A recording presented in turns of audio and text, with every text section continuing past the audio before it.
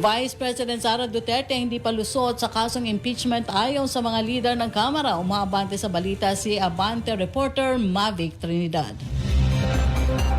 Kaugnay ng naibalita mo, naninindigan nga ang mga lider sa Kamara na tuloy ang pananagutan ni Vice President Sara Duterte sa umano'y illegal na paggamit nito ng mahigit sa 600 milyong confidential funds.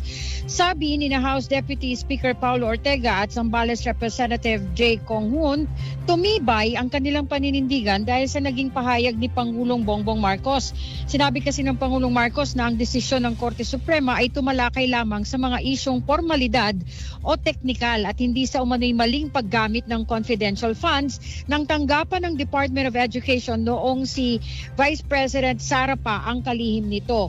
Iginit ni Ortega na hindi pa pinal na napapawalang sala si VP Sara sa mga paratang kaya tuloy paan niya ang laban. Ayon naman kay Kong Hoon, hindi pa lusot ang pangalawang pangulo sa usapin kaya itutuloy nila ang kanilang paniningil.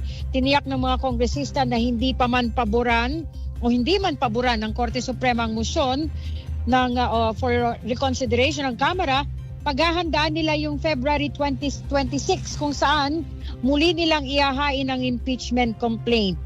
At dahil dyan sa February 6, 2026, itinakda ng konstitusyon ang huling araw ng isang taong pagbabawal na muling paghahain ng impeachment complaint laban sa pangalawang Pangulo. Ako si Mavic Trinidad, Abante.